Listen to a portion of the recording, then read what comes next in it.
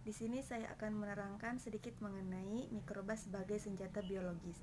Langsung saja, senjata biologis adalah senjata yang menggunakan patogen, bakteri, virus, atau organisme penghasil penyakit lainnya, yaitu sebagai alat pembunuh atau melukai.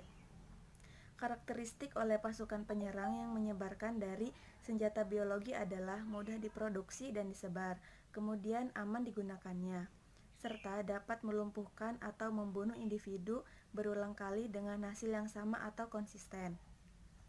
Kemudian, senjata biologi yang baik juga memiliki waktu inkubasi yang cukup panjang dalam tubuh penderita sehingga penyakit dapat ditularkan dan menyebar secara luas sebelum dapat terdeteksi. Kemudian, bentuk senjata biologis diantaranya yaitu yang pertama, racun yang dimasukkan ke dalam makanan atau minuman. Kemudian yang kedua, menggunakan mikroorganisme dan struktur yang diinokulasi secara biologi. Kemudian yang terakhir yaitu toksin atau binatang baik yang masih hidup ataupun yang sudah mati. Assalamualaikum warahmatullahi wabarakatuh. Perkenalkan, nama saya Atun. Saya ingin menjelaskan tentang virus Ebola dalam senjata biologis. Nah, virus Ebola ini merupakan virus yang berbahaya dan juga mematikan. Virus Ebola juga termasuk penyakit zoonosis. Pertama kali virus Ebola ini muncul atau diidentifikasi pada tahun 1976 di Republik Kongo. Virus Ebola ini diduga bersumber atau berasal dari sebuah wadah atau reservoir hewan yang melibatkan hewan lain sebagai perantaranya. Virus Ebola juga bisa menular secara langsung melalui kontak dengan sebuah jaringan atau cairan hewan yang terinfeksi virus Ebola. Ini adalah peta sebaran virus Ebola.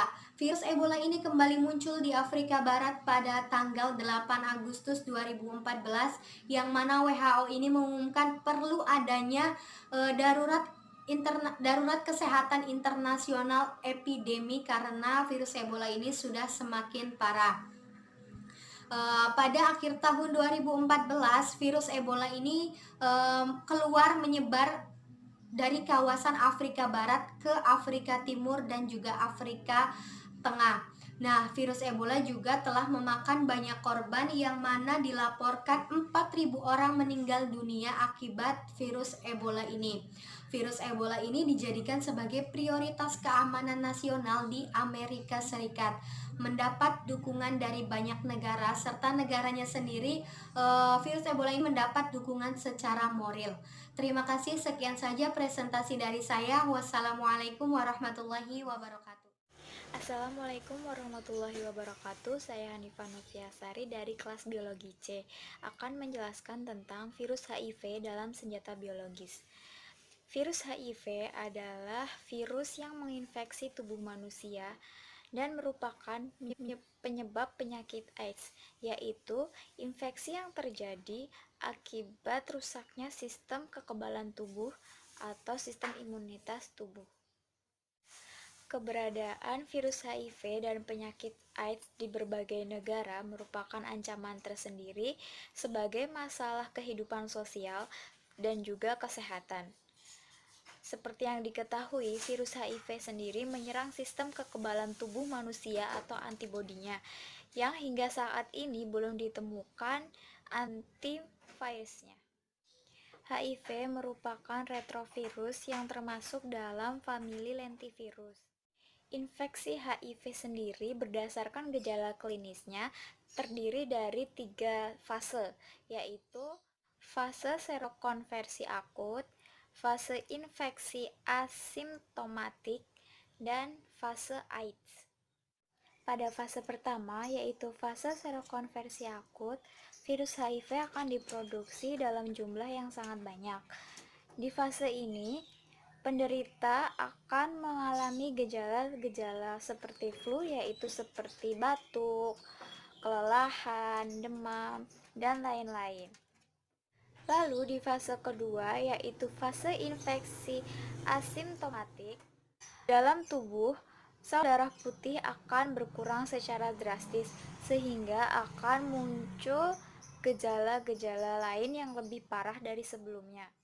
Nah, pada fase ketiga inilah, yaitu fase AIDS, penderita akan mulai mengalami penurunan sistem kekebalan tubuh sehingga daya imunitasnya menjadi lemah. Hal tersebut menyebabkan tubuh menjadi lebih rentan terkena infeksi. HIV membunuh orang secara masif. Dengan 35% dari populasi dewasa terinfeksi di Botswana dan 25% di Swaziland dan Zimbabwe. Pada tahun 1997, Stephen O'Brien dan Michael dari Laboratorium Keanekaragaman Genom yang berada di National Cancer Institute menunjukkan bahwa adanya 1 dari 10 orang berkulit putih yang memiliki gen resisten HIV, sementara orang berkulit hitam Afrika tidak memiliki gen semacam itu sama sekali. Nah, pada tahun 1972, PBB telah menerbitkan Konvensi Pelarangan Penyalahgunaan Bahan-bahan Hayati atau yang lebih dikenal dengan Konvensi Senjata Biologis. Nah, sekian penjelasan dari saya. Kurang lebihnya mohon maaf. Wassalamualaikum warahmatullahi wabarakatuh. Halo teman-teman, saya Quratul Aini dari kelas Biologi C dari kelompok 7. Di sini saya akan menjelaskan mengenai peran virus influenza dan virus avian influenza dalam senjata biologi. Yang pertama yang akan saya jelaskan yaitu mengenai virus influenza. Virus influenza atau biasa disebut dengan flu merupakan gangguan kesehatan yang biasa menyerang pernapasan pada bagian atas. Bagaimana sih sejarah dari virus influenza? Pada awal abad ke-20, pertama kali terjadi pandemik virus influenza.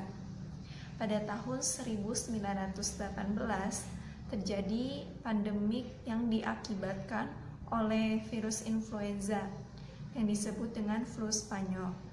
Sejak awal tahun 2009, virus influenza jenis baru ini atau biasa disebut H1N1 ini menyebar secara cepat atau meluas di seluruh penjuru dunia. Virus influenza merupakan virus yang mudah bermutasi dengan cepat dan mengalami perubahan sifat genetik. Meskipun dampak yang ditimbulkan kecil atau ringan, akan tetapi penularannya itu meluas ke seluruh penjuru dunia. Akhirnya, WHO atau World Health Organization membentuk suatu sistem atau mekanisme kerjasama internasional dalam menangani virus influenza ini yang disebut dengan GISN atau Global Influenza Surveillance Network. Selanjutnya yaitu virus avian influenza atau H5N1. Virus avian influenza atau biasa disebut dengan flu burung merupakan virus dari kelompok famili Orthomyxoviridae. Virus ini pertama kali dilaporkan pada tahun 1878 yang menjangkiti ayam dan burung di Italia. Adanya wabah flu burung atau wabah H5N1 ini tidak hanya menjadi ancaman bagi manusia, melainkan sebuah ancaman bagi jaringan populasi yang saling berhubungan.